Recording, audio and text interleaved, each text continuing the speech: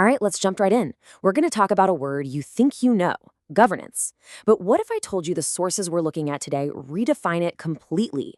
Not as politics or rules, but as a fundamental technology, kind of like an operating system for reality itself. Let's explore why this might be one of the most important ideas you've never really heard of. I mean, really think about it for a second. We've got the sum of all human knowledge in our pockets. We have tools that can create breathtaking art from a single sentence. We can talk to anyone, anywhere, instantly. And yet, so many of us are just drowning in noise. We feel anxious, overwhelmed, and are constantly exhausted from making endless choices. So what's going on here? Why is there this huge gap between the power we have and our own peace of mind? Well, the material we're digging into gives this problem a name. It calls it a governance vacuum. It's like we've built this incredibly powerful, high-speed engine, but we completely forgot to install a steering wheel or even a brake pedal. We've got all this raw power, but no framework to give it purpose. So how do we end up in this situation with all this power but seemingly no control? Well, according to the sources, it all comes down to the default operating system our entire civilization has been running on for a long time. And that operating system is called rational thinking, or RT for short. You can think of it as the default software that's been running in the background for the last few centuries, and it prioritizes a very, very specific set of values. So what is RT exactly? At its core, it's a worldview that looks at reality and sees basically a giant pile of physical stuff. Its main goal is to take all those resources and optimize them for speed, efficiency, and growth. Things we can easily measure, like GDP, quarterly profits, faster computer chips. In the world of RT, if you can count it, the goal is pretty simple. Make it bigger and make it faster. But here's where things get really interesting. The source material proposes a radical upgrade to the system, a completely new way of seeing the world that's designed to fill that governance vacuum. It's a leap from the physics of just materials to a physics of morality. And this right here is the absolute core, paradigm-shifting idea. What if governance isn't some clunky system humans invented to manage countries? What if it's a fundamental, computable, non-physical force that's actually woven into the fabric of reality itself, just like gravity or electromagnetism? And this idea leads us directly to the concept of governance technology. It's a whole new paradigm that doesn't just manage physical stuff, it processes the real-world results of our moral and ethical choices. It treats morality not as some vague, fuzzy philosophy, but as a measurable, computable variable that has real, tangible effects on our reality. Now, to really wrap our heads around how different this is, let's put these two operating systems side by side.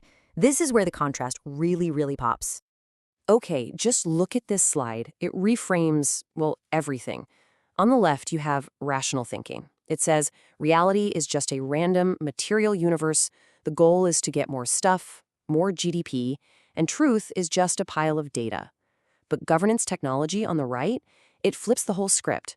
It says reality is a customized learning environment, an incubator specifically for the self, what the sources call the nafs. The goal isn't more stuff, it's internal growth or cognitive development. And truth? Truth isn't the data itself, but the meaning you extract from it. It's the juice you get from the peel of everyday events. So you're probably asking, what is this nafs? It's an Arabic word that means the self or soul. For our purposes, you can think of it as the core conscious you. It's the fundamental unit of consciousness, the main player, so to speak, in this customized game of reality.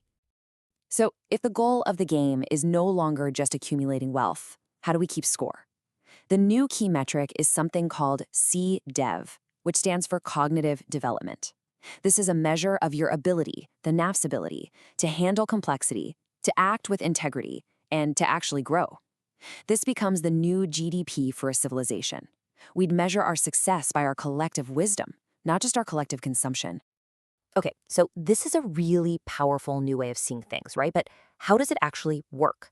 How do you, install this new software and start running it? The system itself is called the Quantum Governance Operating System, or QGOS for short. And unlike Windows or macOS, which manage your computer's memory and processor, the QGOS is designed to manage our most precious and most scarce resource in the modern world, our cognitive attention. So here's a practical tool from the source material that you can actually use. It's called the Desktop Audit Algorithm. Picture this. Something happens to you. Someone insults you. You lose something important. Think of that event as an icon that just appeared on the user interface of your reality. Step 1.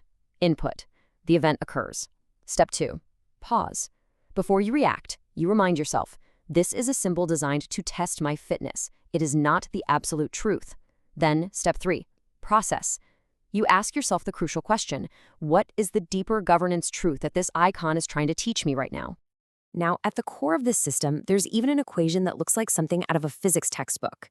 E equals U times D squared. Don't worry, it's actually pretty simple.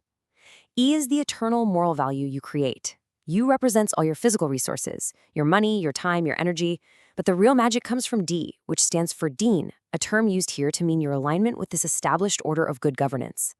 And because it's squared, it means that even a small improvement in your alignment creates an exponential increase in the value you produce.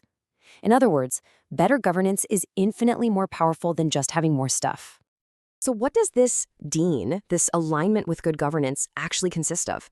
Well, the sources lay out these 10 universal elements. And the argument is that these aren't some ancient religious dogma, but the fundamental constitutional principles of any well-governed system. I mean, just look at the first one. Terminology and definitions. Whether you're building a new country or just starting a coffee shop with a friend, if you don't agree on what words mean, you're going to have chaos, right? The same goes for having clearly defined roles and responsibilities. This is the essential blueprint for bringing order to any system. So why does any of this really matter? Why should we care? The sources argue this isn't just another philosophy, it's the necessary next step in our evolution. So what's the actual payoff for making this huge upgrade? Well, the proposed benefits are frankly profound. It offers a potential solution to that huge AI alignment problem everyone's worried about by giving AI a fixed constitutional kernel to operate from. It aims to shift our entire society off the hamster wheel of the attention economy and into a purpose economy. It means we'd finally measure our success by our collective growth instead of just our consumption. And maybe best of all, it could free humanity from mindless repetitive jobs to take on our true roles: creative, thoughtful, ethical stewardship. And if you want to boil this entire paradigm shift down into one sentence, this quote from the source material just absolutely nails it. RT technology builds systems that optimize for what we can measure, efficiency, profit, while governance technology builds systems that optimize for what we should become, cognitive development, unified consciousness. So ultimately, the argument is that our civilization is standing at a massive fork in the road, a bifurcation point. We can keep running the old software, RT optimizing for more stuff, while that governance vacuum gets bigger and bigger.